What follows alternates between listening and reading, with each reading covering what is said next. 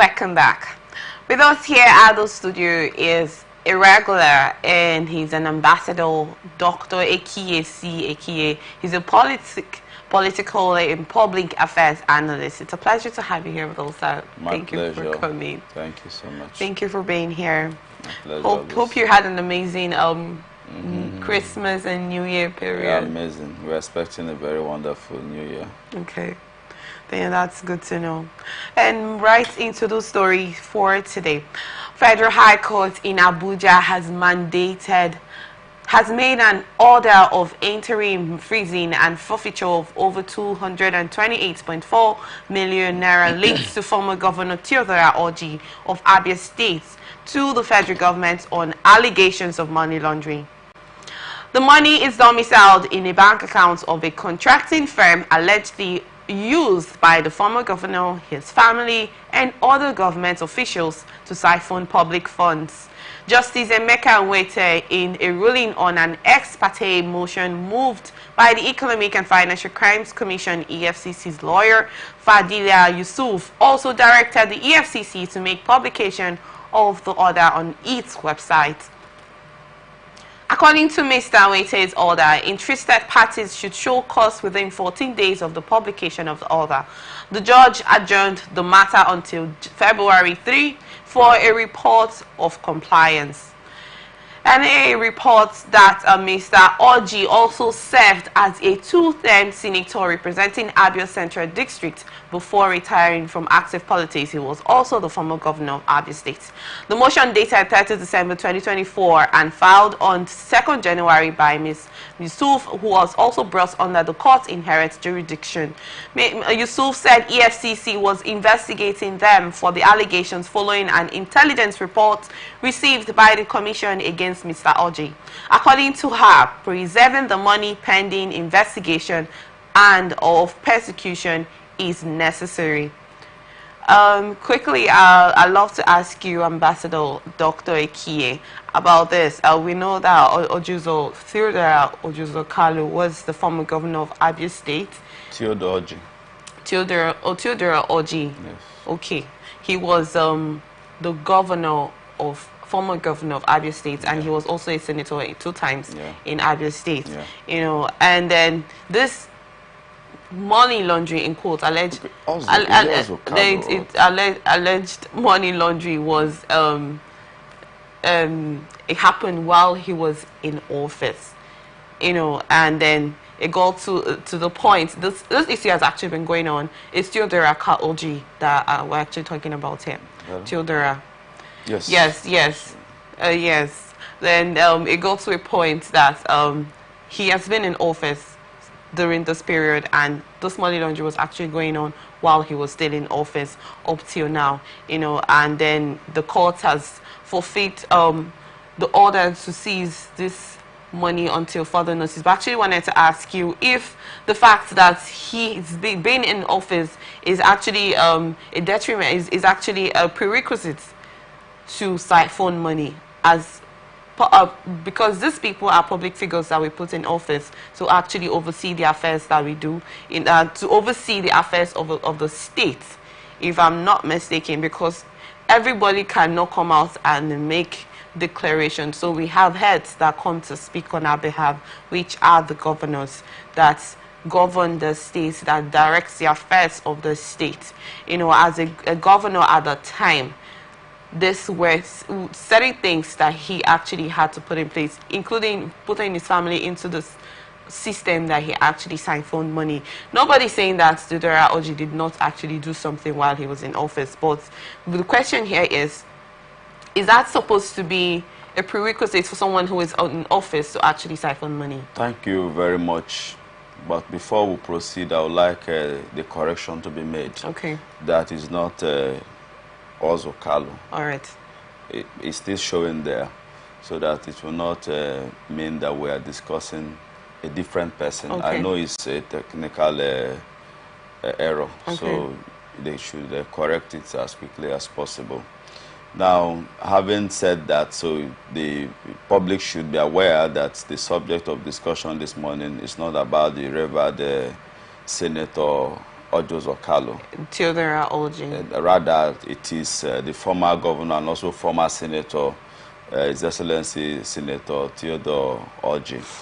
While we've made that correction, I would like to say very quickly that the amount that has been alleged and traced to the former governor, His Excellency Senator Theodore Orji, is too, I don't want to say hilarious, it's too outrageous, it's too much for such a money to be traced as being unused. Okay. That's where my worriedness comes from.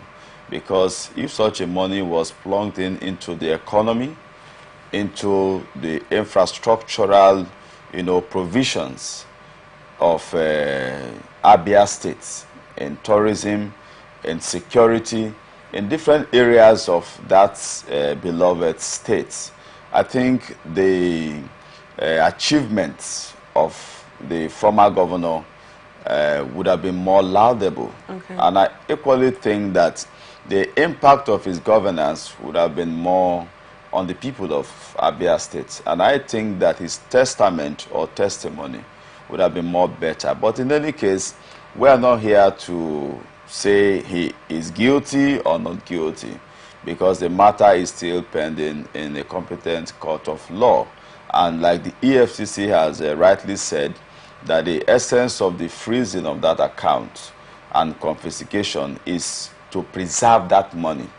Now, you made mention of him being guilty of not guilty. We can do a quick background check. This incident has actually been going on since last year, and in this instance, last year January, he actually they got an account from a particular bank, which I will not mention here, and they had someone that takes different customers' accounts to distribute this money.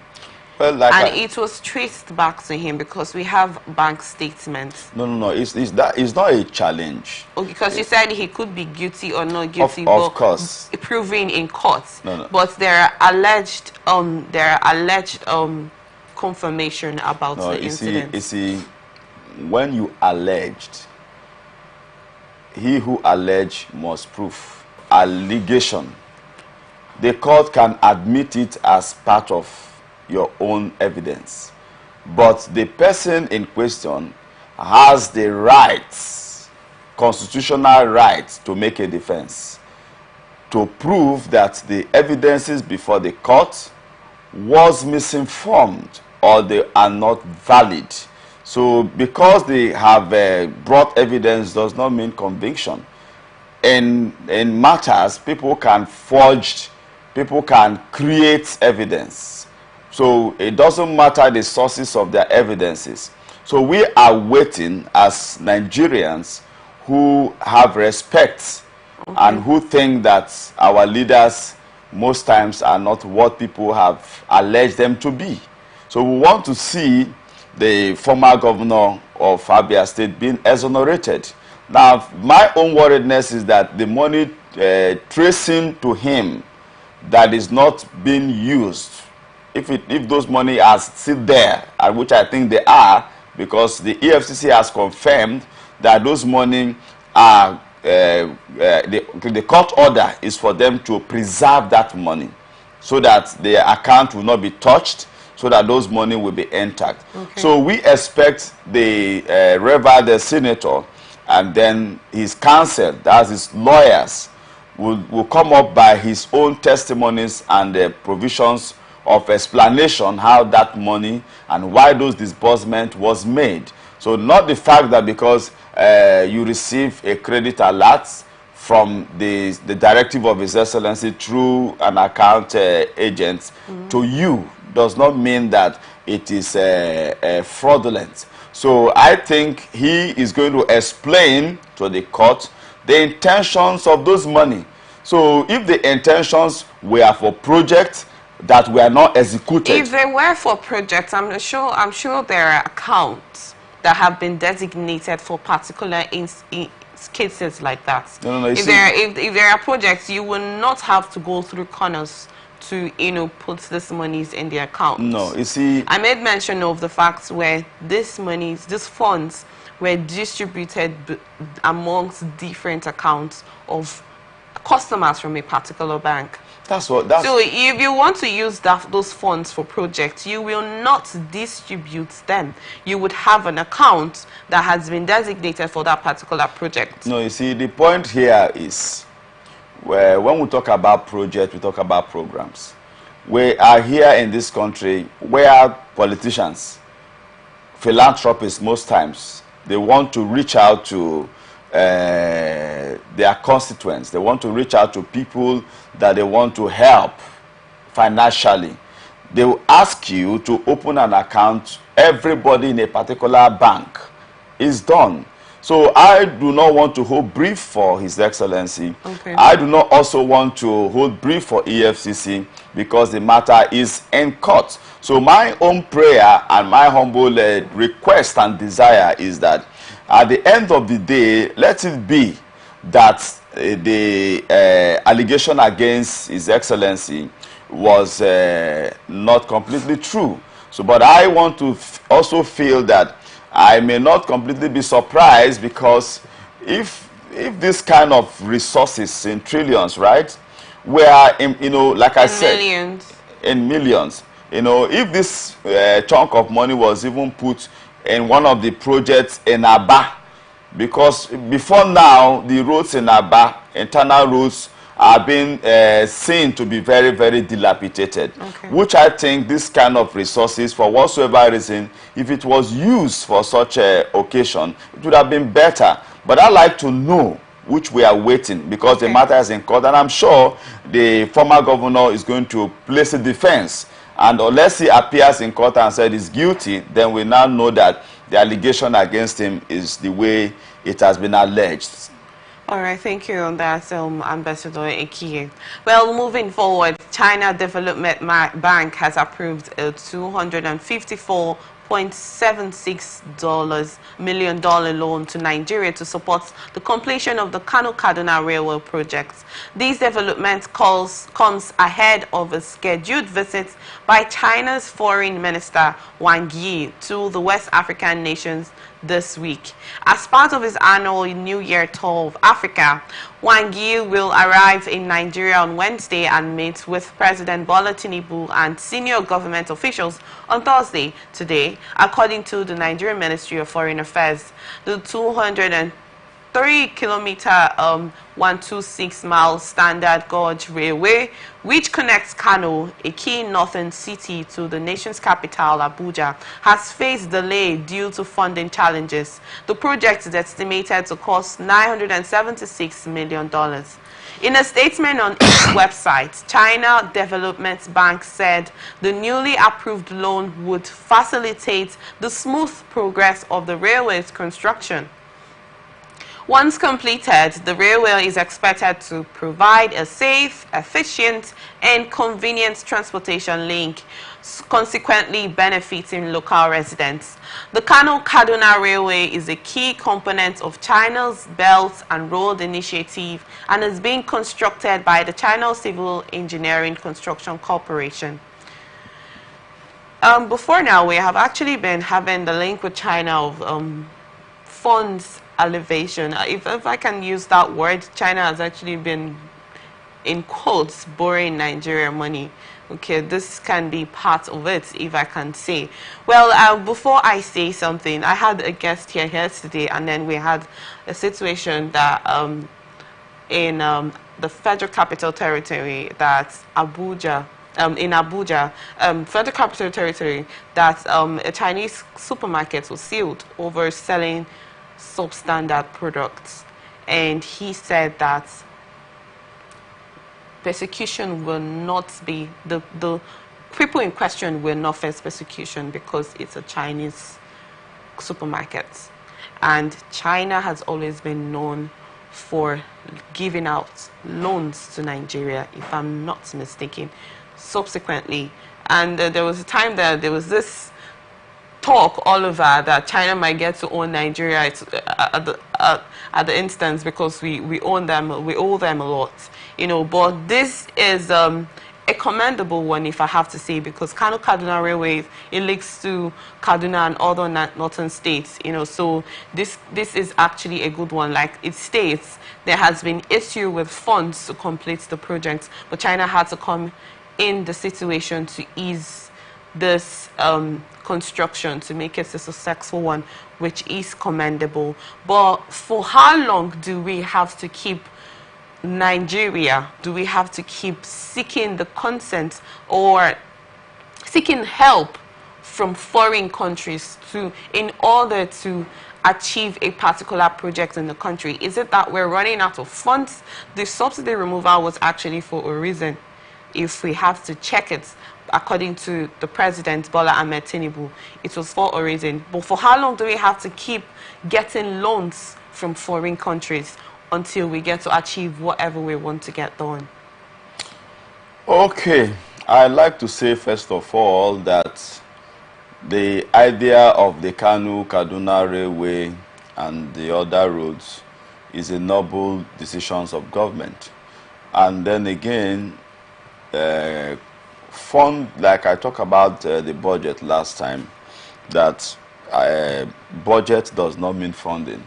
So most time projects can be in the budget and it's not been funded because there is no resources to fund it. So that's why sometimes when people say so billion has been allocated for this, that, I always ask them, can it be funded? They are noble ideas, wonderful one. Our problem has always been funding. And why is funding a challenge? Relatively is because of corruption, because of greed, because of, you know, selfishness, and then sometimes because of appropriation of resources that is available to wrong areas of investment as a people. So I want to think that because of our heavy indebtedness already, that is being deducted from source, most time from our revenues that we accrue as a nation. So it's still a challenge for government to fund projects. And I think because they still want to perform, their hand is like, let's get anywhere we can to still show Nigerians that we want to deliver the dividends of democracy. Quickly, Dr. Ekie, are you saying Nigeria has fund problem as it stands? Yes, if you ask me, I will say yes. Why do I say yes? Okay. Because we are aware of the tone of our indebtedness. If our indebtedness as of last year at a point, quarter of the year, was almost like 240 trillion naira. So it tells you when are we supposed to have paid that debt. And if you have such tone of indebtedness, I remember Mr. President was traveling, trying to ask for debt relief, okay. You know, so which I think if such is being achieved, not like the former President Olusegun Obasanjo achieved during his time, it's going to help stabilize our economy. Okay. So, but right now, we are being given the impression that we do not have much money. But again, if you look at it's not like we do not have the funds. We are being given the impression that we do not have the funds. Yes, that's why I'm still asking. Yes, you. why I said we are being given the impression that we do not have the fund is because I'm not an authority to declare the financial states of Nigeria. Okay. If I'm the CBN governor or the minister for finance, neither the president of Nigeria, I think I will say I have the auditor general or the accountant general. Okay. I will say from authority that we do not have. So we are given the impression. So I'm speaking based on the impression that we are given that we do not really have a fund. But I want to advise and suggest that if really we want to be out of indebtedness, we should run our system, run the government, not in a way to achieve political kudos by the project that we execute through indebtedness. It's like you give in this hand, and then in the other hand, you know, that is being taken again. So if you give us projects, you know, that will give you political kudos, and then in the other hands, after a few months or few years, Nigerians begin to cry again by your decisions for what you did for us. So the big question is it the best Now, I also know that government is being run as business the way it is so far. I mean that you can take grant, you know, to get project done. But the question is, most of these projects, are they economic driven? Yes. But like when I say economic driven, are they going to generate resources to pay back this debt? Because if it's in business, when you loan money, when you take a loan or grant whatsoever, you plug it in a system that you can, through that business investment, you pay back. So the big question is, this railroad that they are going to construct or walk, you know, from Kanu to where again, Kaduna or thereabout, where this money that is going to be borrowed, can that project pay back the loan that we are getting from China?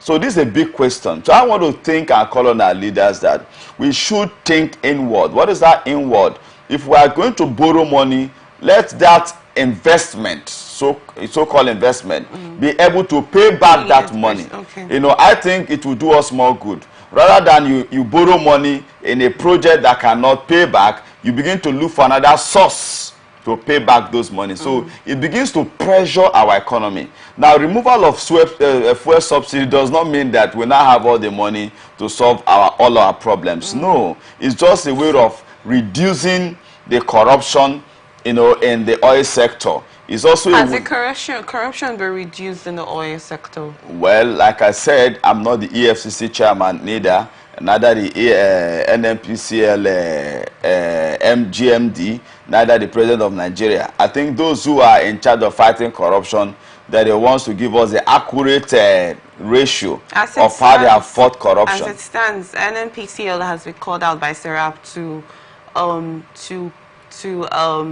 explain, if that's the word, to explain how $2.5 billion has been used, because they said that the Port Harcourt refinery was functioning and then they were moving into the Warri refinery. So lots of funds has been put in the rehabilitation of those refineries, and we have not seen anything. So if you're saying that you're not aware of it, I'm just trying to call it to your notice. No. If you say that because it's that the subsidy removal was to curb corruption in the oil sector. Part of it. Yes, or part of it. But we're still seeing it happen right before our eyes. Well, if you say right before our eyes, I do not know when you visited the Port Harcourt refinery. Have you been to the Port Harcourt refinery? That's what I'm saying. So that's why you have, and it's not functioning. It's not functioning as it was stated by the NNPCL No, it's not chairman. functioning at all.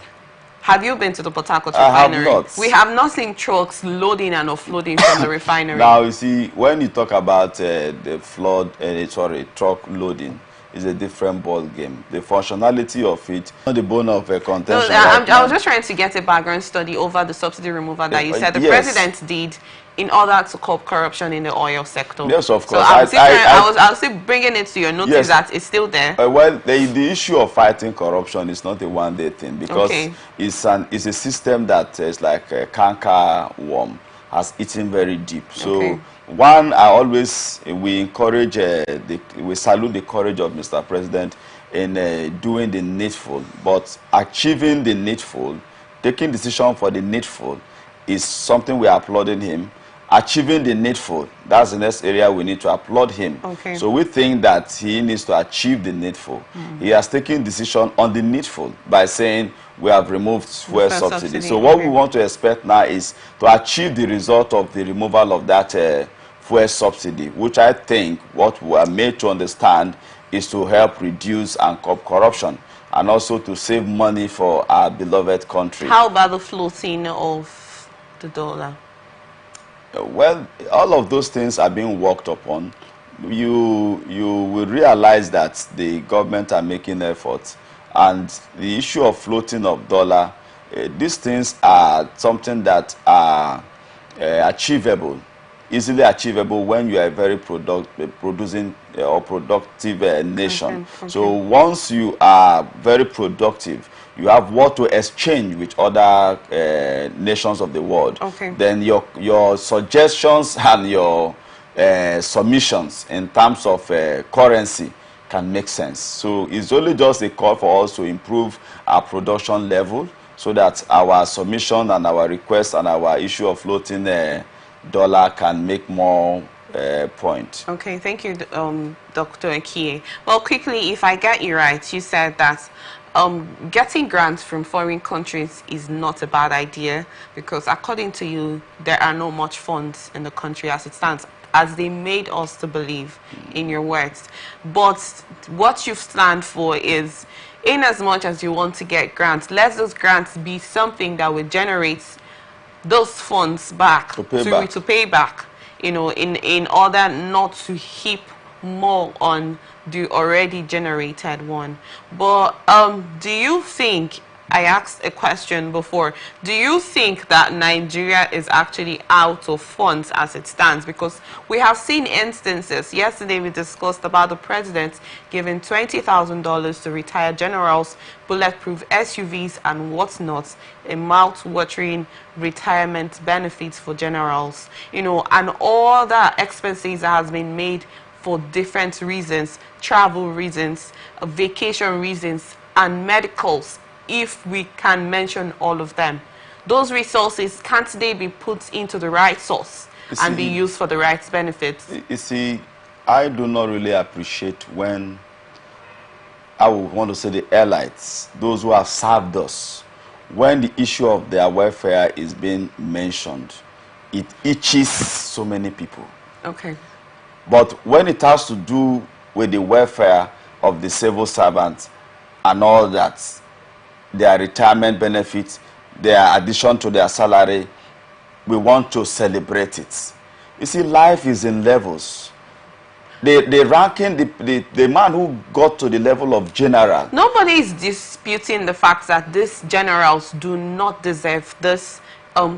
This, so it's when they die, they should give it to their family. No, nobody is disputing the fact that they are not supposed to get those things. That I mentioned that as part of the discourse that we have here. Most of those funds have been put into places that are not necessary. No, that's the point I'm trying to debunk now. You can't tell me that a general who have served this country and Mr. President wants to appreciate them. Many people do not want to go to the military anymore. I hope you are aware. Yes.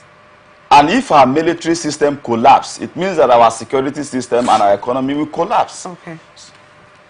If you go to developed countries, the security personnel, those who are into security, are well paid, are well taken care of. So I want to think that... How is the security level in Nigeria as it stands? Are you aware? Well, I think that, like I said, we have the security operatives, they are trying their best. Okay. Now, we also know that the issue of insecurity, to a greater extent, have reduced. Okay. Now, why? If you ask the average northerner, this issue of sacking community every day has reduced. Before, you can't drive through the Kaduna, Abuja way because of kidnapping.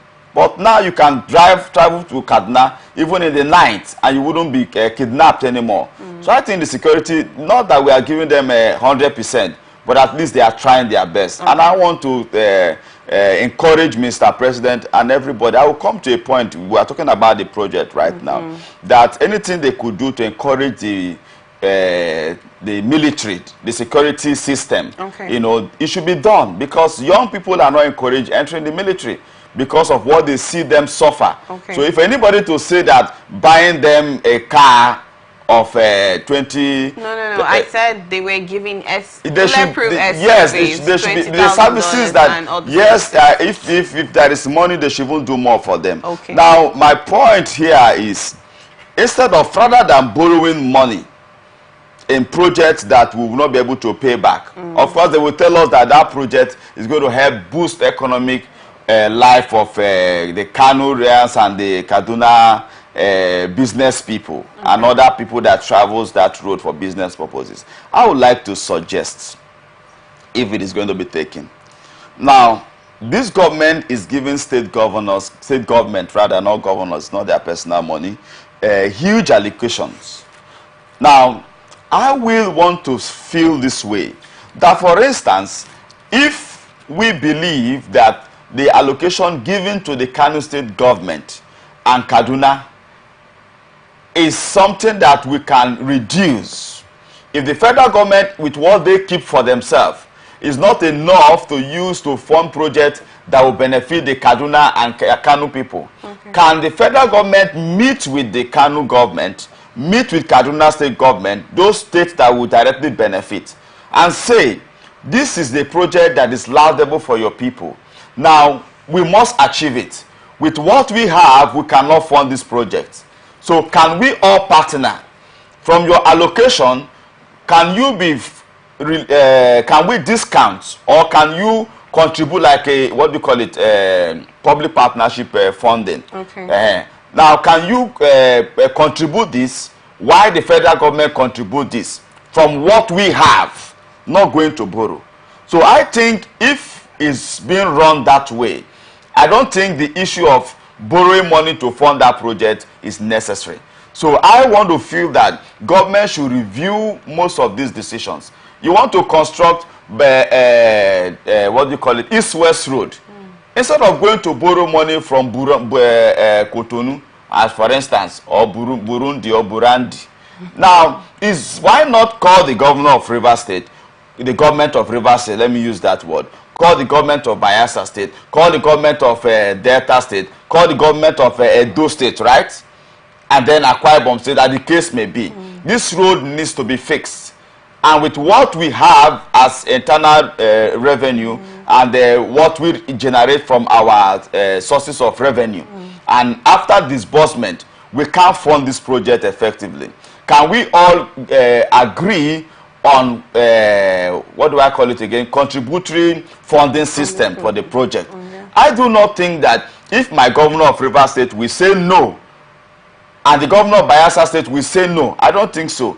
Because these are laudable projects that will help connect these states very well. Okay. So, and I think if government, run this thing as a family, not like the federal government wants to consult this road, it becomes their burden, it becomes their responsibility, because they want to take a particular chunk of what comes from the federating revenue. I think if we must help our nation, we must reduce our level of greed.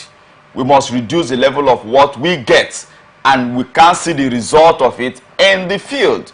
So going to borrow money for the sake of giving us a better life is not the best. So I want to think that any project that federal government cannot fund adequately that will benefit the state, the state government should take over. Okay. Because the state and the federal government are the same thing. It's just Nigerians that will suffer. And before you call federal government, you must talk about the 36 state and FCT. Okay. So I want to think that every decisions of borrowing will affect every state, will affect every citizens of Nigeria. So governors should not fold their hands and be saying that it's federal government going to borrow. Of course, state government are also borrowing too. It's the same thing that federal government is doing, that state government is also doing. So the idea of borrow should be reduced so that Nigerians and our indebtedness as states will reduce. Even local governments borrow. So we must learn to run government with what we have. Okay. Thank you on that, Dr. Ekie. And then the borrow word was actually loud there as well. I'm sure it's been taking notes. Well, talking about the military, the Nigerian military has dropped 3 places in the latest global military ranking. The ranking, published by Global Firepower, placed the armed forces of Nigeria at 39th out of the total of 145 countries reviewed for 2024. This marks a decline from its 36th position in the 2023 ranking and 35th position in 2022. This 2-year consecutive drop comes despite the acquisition of fighter jets and other combat enablers, as well as the military claimed successes after terrorists in Nigeria over the same period. Nigeria also dropped from 3rd to 4th position among African countries. For the 18th consecutive year, the United States retained its position as the top-ranked military globally. In Africa, Egypt is ranked first, followed by Algeria, South Africa, next by Nigeria, Ethiopia, Angola, Morocco, the Democratic Republic of Congo, Tunisia, and Sudan, in that order. According to the report, over 60 factors were considered in determining the scores given to countries. The finalized global firepower ranking below utilizes over 60 individual factors to determine a given nation's power index or power index score, with categories ranging from the quantity of military units and financial standing to logistical capabilities and geography. The GFP report stated, our unique in-house formula allows smaller, more technological advanced nations to compete with larger, less developed powers. Social modifiers in the form of bounces and penalties are applied to further refine the list, which is compiled annually. Barrister, sorry, I'm going to call you barrister. Maybe you want to be a barrister soon. Dr. Ekie, we just made mention of I brought out a little instance about the generals that were given the bulletproofs as mouth-watering services given to retired generals, and then you said they deserve more than that. Nobody is disputing the facts, but do you think, I asked you, do you think that the security system in Nigeria has been put in place, and then you said it has reduced more than the way it used to be, because you cannot travel to Kano and Kaduna just before then, and more, you can't travel before, but you can do that right now. But Nigeria has been noted to drop from 32 to 39 position out of 142 ranking globally in the military aspect. Nobody is disputing the fact that the military is not doing what they are supposed to do. But if you check it, the Boko Haram insurgency is still going on. And now it got to a part that foreigners that call themselves the Lakurawa came in through the borders, and they have a rampaging everywhere. They have been making names for themselves in the northeast. You know, lots of individuals have been affected. Houses have been affected. Lives have been lost. You know, and all of that. But I would want to ask you, do you think that the Nigerian military is actually doing the right thing as it stands? Because if there has been cases of right doing, like you said, the insecurity has dropped, we would have gotten higher position. No. Commendably, we say yes, the security is actually doing what they do, because they actually acquired new fighter jets recently. But do you think they have actually done necessary things to put the security situation in place in Nigeria? Yeah, when you talked about 60 factors being considered, and if the security system in Nigeria is more better, that's what matters to us. It's not the international or global recognition. Ranking. Okay. Yes, if my well-being is okay, and somebody is saying that I should not be given the deserved respect because for several reasons or thereabout, I don't need to break my head. I want to think that the security evaluation that we want to be interested more is how it has affected us positively and negatively. Okay. Now, I want to say clearly that the security operatives are trying their best. For instance, last year, the FCT Commissioner of Police, came on media and said for 2024, they lost over 120 officers. 120. Now, did they just collapse? They passed out or passed on and during services in ensuring that there is a safety in the FCT. Now, for instance, again, in Rivers State, I want to think that the security operatives in Rivers State also, where we are right now, is doing a whole lot. Because for a very long time, after some period of time now, you can't easily go to your village and sleep. But if you go to villages today, of this Christmas that just passed, you can see, I'm sure it's not only Rivers State, even in most states, so many states, from the testimonies that we heard, the rate of social life was high. And I think that could be possible because of security. Because those things were not able to take place effectively because of insecurity. So I want to think that if those things were not visibly seen, we would have said that insecurity is still somehow. So, but I think because the social life, even the nightlife, even in Port Harcourt, though I'm not a very nightlife person, but I assume that the stories of insecurity is not that too high. Okay. You know, so I would like to commend all the security operatives for 2024, and that in 2025 we need to encourage them more. Whatever the federal government, the state government needs to do, philanthropists, well individuals, to motivate them to do more is very, very important. Like I said, so many young people don't want to go into the military anymore because of poor welfare that they saw, because of the way things are being. There are so many challenges. We want to talk about security in Nigeria, but I'd like to encourage and that's one of the challenges that was also mentioned. Yeah, so I'd like to encourage that politicization of security decisions, okay, you know, should be reduced. Also, tribalizing security matters should be reduced.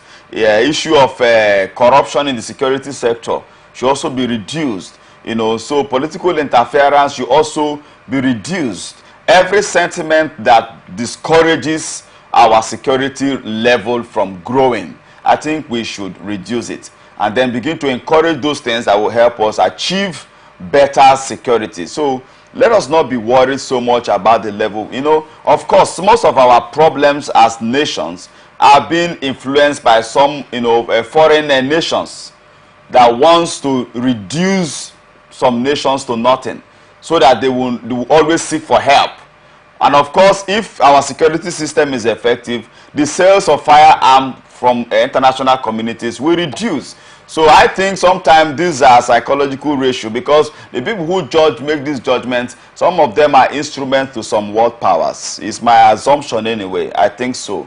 It's analysis. But I want to think that if we have taken this position right now, and then Nigerian security system is more better, and it keeps getting better, even if they call us the worst security country, and then investors are saying that Nigeria is doing well. Quickly, we are not actually the worst security. No, I'm only saying, for instance, okay, if the Nigerian borders, Nigerian communities are faring well, okay, the economy is boosting, investors are happy investing here, even if you take us as the worst security country by global rating, I don't think it's bad. But where it will be bad is when we are not faring well and you even rate us as first. Then it will not make any sense to us. Okay. So we are the direct, you know, beneficiaries of our security level. So, and that's why we are encouraging the security operatives not to be deterred. We are encouraging the government of Nigeria not to be discouraged. Put more funding in the security system. Give them more willpower. Give them more leverage to do what is needful. Take care of their welfare, and let those who are also corrupt in the system, you know, be shown the way out, or let them also repent, so that our security system can get better. Because we want a better society, we want a better security system. So, but I believe that, okay, you give us a good position when we were all crying about insecurity. Now we are saying that it's more better. You reduce us. Like I said, no problem. But like I said, you mentioned here that 60 points were used. So we do not know how they come about that. But I think that whatever is the issue, by this year, they will see Nigerian security system get more better. And if they choose to give us a better increment, fine.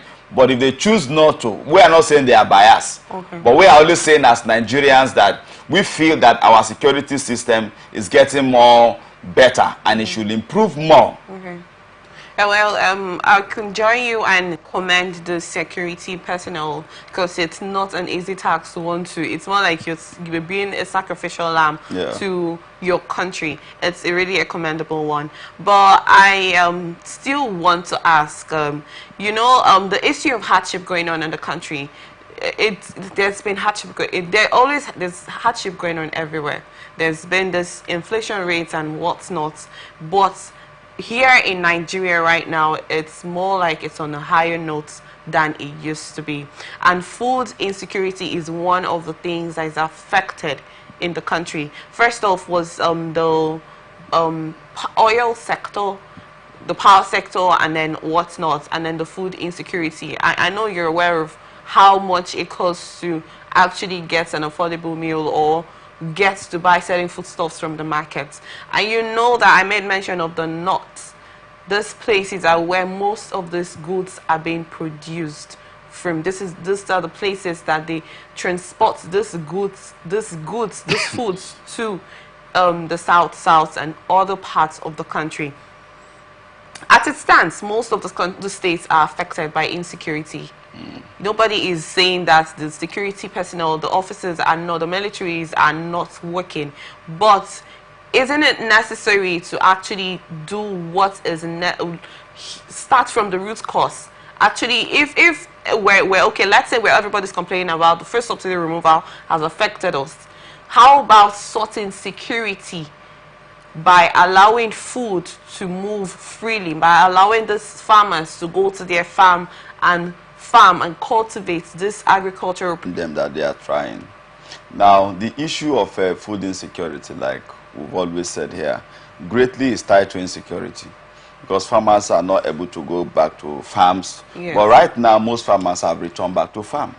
And the good thing about what God is doing for us as a country that we must be grateful is that as much as we are complaining of food insecurity, we can still find food to buy. The only challenge is the money to buy. Okay. Is that correct? There are nations of the world that you cannot even find the products to buy. So it means that we still have some level of food security. But we only are advocating for more food security so that those who will not have money to buy at least can farm for themselves. Okay. It can also help the economic life. But if it is to say that we don't have food to eat and buy, I don't think it's completely true. Because in the market every day you can see garlic. No, I'm not saying we do not have completely. I'm saying it's on a high right. Do you know what onion costs right here? No. You see, the issue if we have to look at them, tomatoes and whatnot. The issue of the pricing is not just on the issue of it's on the issue of scarcity. You see. Okay. Most Nigerian business people are wicked people. Most of us. For instance, we talk about transportation hike this December that passed. Yes. And then some people came out, the drivers, the transporters, let me use that word, to tell Nigerians that it's because of the fuel price. And I said they were blatant liars. Because as of December, instead of the price of fuel going up, it was either the same or it came down. Is it not? But the price they have fixed that they were running in November before December, they doubled it. So how can you place it that is because of the fuel? It's a lie. Nigerian businessmen, we like to exploit people. We exploit ourselves. So I think we are not doing a great benefit to our people. Okay. We have just been wicked on ourselves. You see somebody who did not pay transport going to plant crops. And then because it is in Port Harcourt, he or she believes that the pricing in Port Harcourt should be high. If I tell you how much you buy most of these things in the north, it will shock you. But once it gets into Port Harcourt, even the ones that are produced by neighboring states, that is not from Sokoto or Bauchi, the price is still high. The one you do from your local farm in your community, you bring to the market, the price is still high. What? Tinubu. What? The price, fuel subsidy. Fuel. Did you pay transport to the farm? So I want to think that let us, if we are being sincere to ourselves, I can say that, okay, I am buying a che gari from a che because the price is lower because they did not have to spend so much money. But you still go to buy the che gari with the same price with the mindset that the price of fuel is high. But they will tell you that, oh, we need to generate this money to enable us buy other products because of the increment as a result of the fuel subsidy. I clap hand for you. So, but I want to think that if we want a better Nigeria, we must learn to curtail our level of greed. We must learn to be our brother's keeper. By doing this, Nigeria will be a better place. Okay. Thank you so much on that, Dr. Ekie. And we will go on a quick break. When we return, we will continue with the rest of the stories. To stay with us.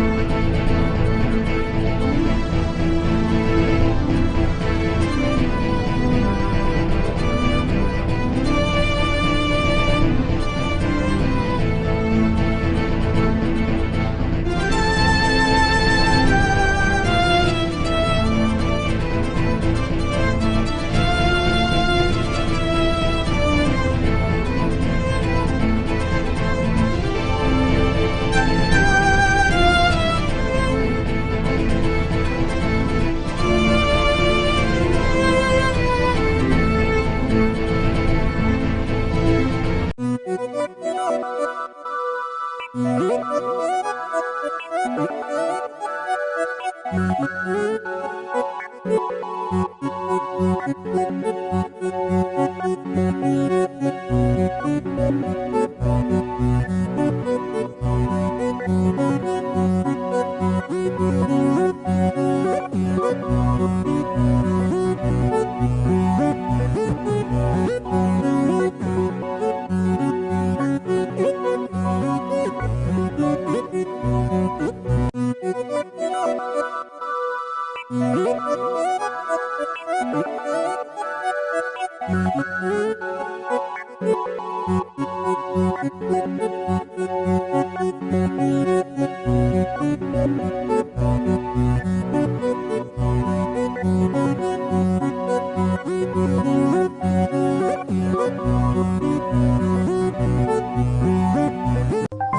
the lines across the ocean to the land beyond the mountains, through the Sahara, we bring honest pop news, live analysis, expert discussions on trending stories in politics, business, socio-economic, sports, and documentaries. So catch all the updates on the happenings around the globe.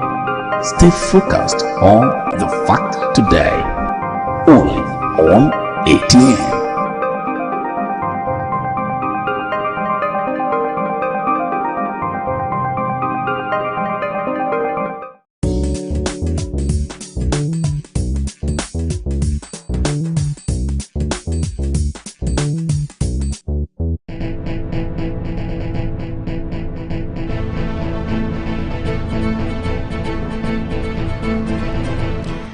Welcome back. Minister of Communications, Innovation and Digital Economy, Dr. Boshun Tijani, says telecom tariffs will soon increase, but not by 100%. Rising from a stakeholders meeting with mobile network operators on Wednesday in Abuja, Tijani said consultations and engagements were ongoing. The news agency of Nigeria reports that the MNOs are proposing a 100% increase in tariffs. According to the minister, very soon, the Nigerian Communications Commission would approve and make the new tariffs public to Nigerians. You have seen over the past weeks that there has been agitation from some of these companies to increase tariffs. They are requesting for 100% tariff increase. The NCC will come up with a clear directive on how we will go about it. We want to strike the balance as a government to protect our people, but also protect and ensure that these companies can continue to invest significantly, he said. He said there was a need to ensure that the telecommunications sector gets its rights together to ensure that the right regulations are put in place to ensure the growth of this sector. The Executive Vice Chairman of the NCC, Dr. Aminu Wada, said the meeting with stakeholders was about the sustainability of the industry. Quickly, Dr. Eki, I would love to get your thoughts about this. What do you have to say concerning this tariff increase that will be going on very soon? Well, it's a business, and then the investors are saying it is good for us to increase the tariffs to enable us to remain in business. And then the government of Nigeria, through the telecommunication ministry, are also saying that, well, you cannot muzzle our people, Nigerians, because you want to be in business and do business. Okay. So I think we will wait for a very fair regulation on the new tariff, like the government agency has spoken. So we want to believe that it will be friendly to all Nigerians, and it will also be friendly to the investors, to enable them not shut down, because we need them, they also need us. So I think if that is being carried, it's win-win for all. If I have to ask, do you think that the issue of the inflation and the economic crisis going on could be one of the reasons why the telecoms decided to increase tariffs? Because electricity tariff has also been increased. You know, do you think this can also be one of the reasons why they decided to do this? Generally, business is being affected by the situation of the economy, both in Nigeria and globally. Okay. And so, if they are requesting for such increments, I think if it was not ideal, the Ministry of Telecommunication wouldn't okay it. I'm sure they have presented their reasons, their facts. If we as a country will increase tariff because of the economic situation, I do not think that private investors do not have the rights, you know, to say we need to increase to enable us remain in business and sustain our business. So I think there's nothing bad, but my request and plea is that it should be fair on all Nigerians, okay, so that we'll still be able to remain in business with them, because virtually like 80% of Nigerians use that. It's a very big industry. Yes. So, and our life right now has been wired through that industry. So making it very big or huge for us may mean some people may stop, be forced, and if they also stop using that facility, it will also affect their economy, because most do business with that facility, with those telecommunications gadgets and all of that. So I think that let's be our brothers' keepers. Let's protect their business. Let's also protect the interest of let's be our brothers' keepers and protect their business. But you made mention about the fact that we use this telecommunications, if I don't want to start calling their names, we use them on daily basis. We use them for reasons like this, to be on air, to share information with the general public. And then when those tariffs are increased, it cuts across every sector, because everyone uses the telecommunications. Do you think this will rise or reduce the economic value of the country? If what happened? If the tariffs are increased, obviously they are saying it to be, federal government has said it will be increased, but not by 100%. So they have not come to a conclusion yet. It could be 70 or 80%. It could possibly be by 100%. Oh, you know, I'm asking, if it gets to be increased, do you think it would add value to the economy? It would add any economic value to the country, or it would reduce it? Of course, if their revenue increases, their taxation will also increase, their VAT will increase. And most, I'm sure the welfare of their Nigerians who works for them will also be increased. That's our expectation. And we also want to believe that the resources that they are going to generate from Nigerians and other, you know, companies that does business with their facilities is also going to create value for Nigeria as a people and as a country. So I want to think that the more money, but my own area is that if it's increased and the common man cannot the burden. So that's why I'm advocating that it should be fair to Nigerians. Okay, so in essence, you don't mind if it gets to be increased. So you're saying it's okay to be increased because everyone is affected by the economic crisis in the country. No, like why I say I don't mind speaking on behalf that I'm speaking for both Nigerians because I'm a Nigerian, and I'm also speaking because I understand what investment means. So the Ministry of Telecommunication are already aware that they need to help them remain in business by allowing some certain level of increment. But they are saying that it might not be 100%. The requests and the advocacy for the gladiators of that telecommunication industry is that it should be 100% increment, right? Yes. But the government is saying that we don't think it should be that way. It will not be a burden to our citizens. Wonderful. So that's why I am requesting, and I'm also joining the that, to say that the new tariff should be fair on Nigerians, and that the managers of that industry too should also be considerate. You know, the tariff can be a geographical thing. You might not get all, after all, for 2024, if it was not increased like this, and you're able to run your business, if they increase it to some certain percentage, with time, it can still be reviewed, knowing that we're already going through a lot of economic challenge as a people. So I think it's something that is helping us. So let's be our brothers keepers. Okay, it's still on the word of being brothers keepers. Yeah. Now, moving forward, Mexico government is set to offer to $1,300 for people who hand in firearms, including machine guns and assault rifles, under a citizen disarmament program aimed at reducing the financial incentives for people dropping off weapons points in churches were published late Monday in the country's official gadgets. They include 8,700 pesos, which is equivalent to $430 for a revolver, 25,000 pesos, which is equivalent to $1,200.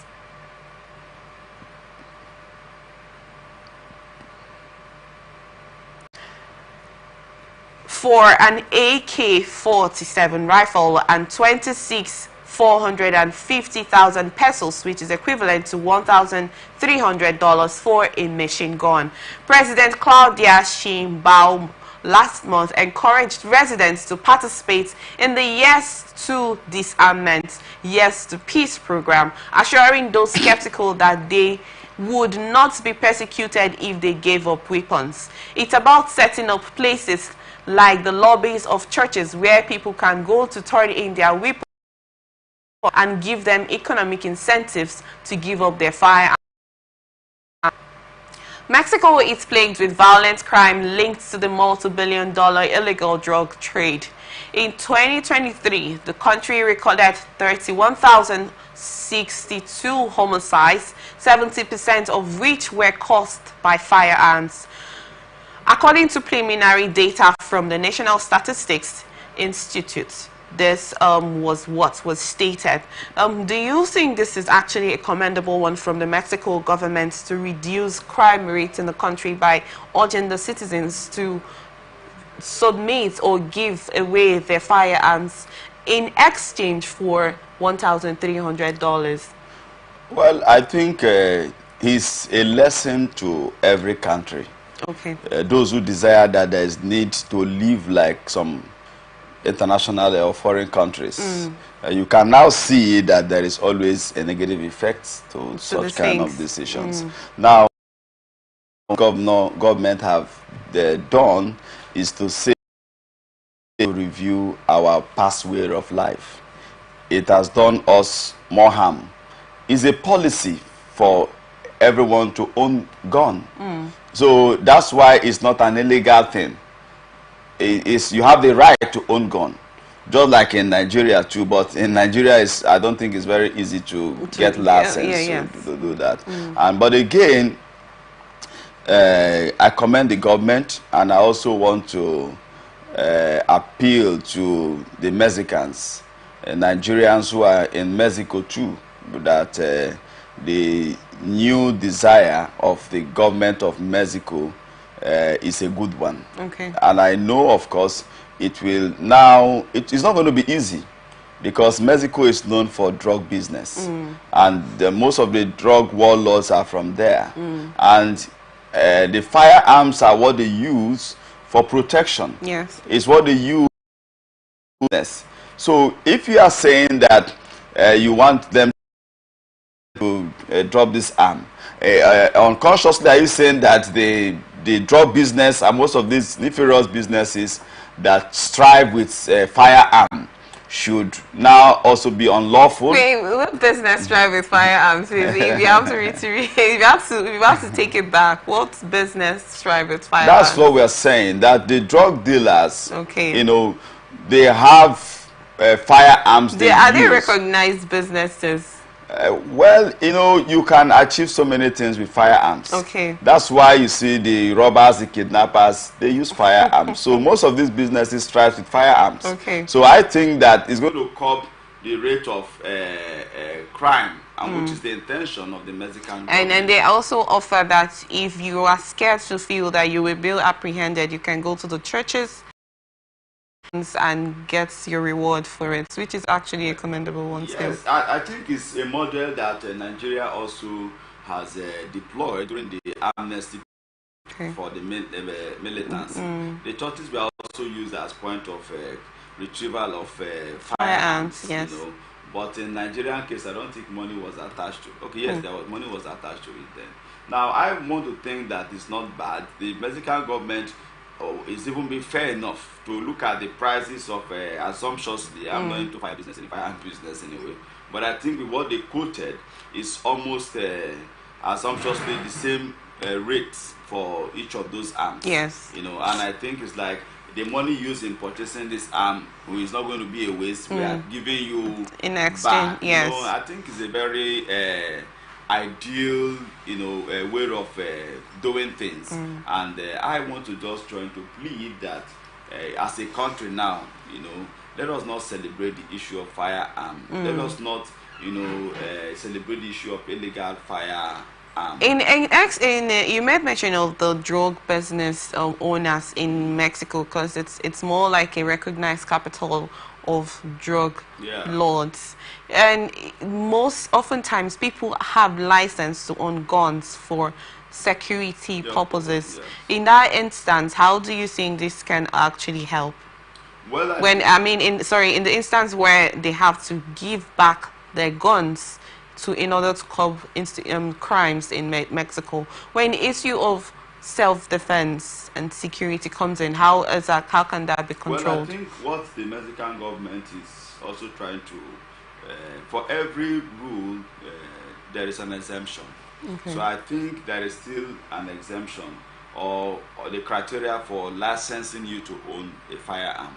So I don't think it's a complete general policy that no individual can own a firearm anymore. So I think they are always trying to say that there should be a reason for licensing you. So if you meet up that criteria, we're going to give you that license. So those who do not, there's a new policy, I think so. So they are always, I think what they are advocating right now is that the old policy is gone. So if you are going to have a firearm, you need to come through the right process, and government will know that you have firearm and the reason for having it. So I think it's not a bad one. Do you think this is a system that should be adopted by the Nigerian government if you have to bring it back home? Do you think this is, like you talked about the amnesty situation, you know, that it was actually something that happened, but when it goes across the country, do you think this is a system that the federal government should adopt? Well, it's a very global a civil system of retrieval of arms. You know, not by coercing people, trying to compare people. Of course, you cannot even achieve result with that. So I think a lot of counseling, a lot of appeal from the religious leaders in Mexico and globally, because Mexico is a global site, you know, as far as business and, you know, drug business and other kind of related firearm is concerned.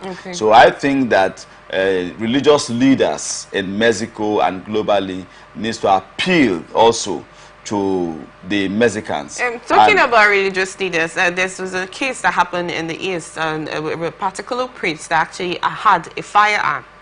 He shot at a 16-year-old boy for shooting knockouts in the public on New Year's Day.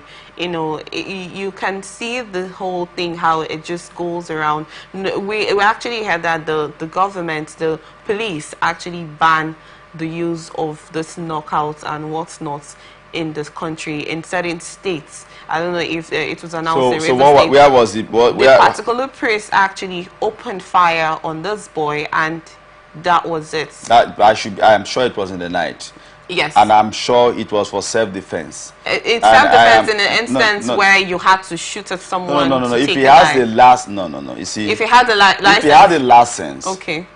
If such a thing happened, we may the soul of our brother rest in peace, and we condole with the family. But if we look at the issue that you raise, if that happened, if government have banned if they banned knockout, the use of knockout, which is like the use of firearm, the sound of firearm. And you know the situation of the South is not everywhere anyway.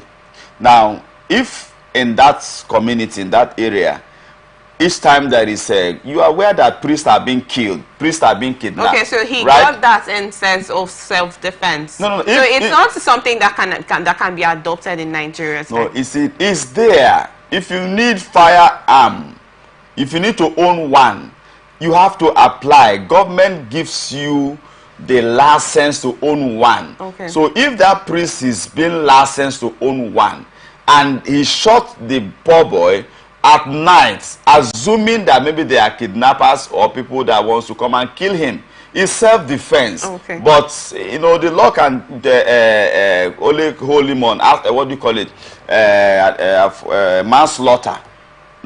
He's not having intention to kill the boy. Okay. But because of, you know, self-defense. Like yeah, so it's not a murder. Well, we would have continued on that, but this is where we wrap it up on this episode of Blowout, unfortunately. Thank you so much for being with us, Dr. Ekie. Thank you for joining us. My pleasure. Thank you for always making it out to be here. And thank you, viewers, for joining us up till now. And thank you for staying. We are open for advert placements, bookings, and commercials. You can connect with us on all our 810 socials on Facebook and YouTube, on Attractive Television Network, on Instagram and TikTok on Attractive TV Network 1, on Twitter on Attractive TV Net, which is live on our website at www.attractive.net.work.tv. Peace and unity are the pathways to progress. Open conversation comes shortly. Do not go away. I am Chidima Wadike. Have a blessed day.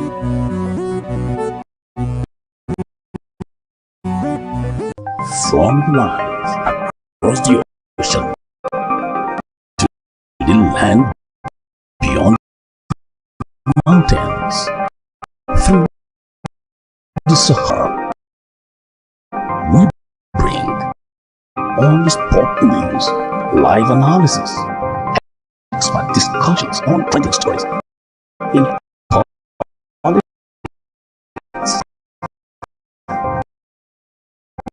business,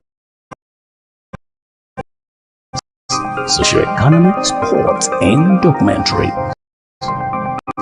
So catch all the updates on the happenings around the globe. Stay focused on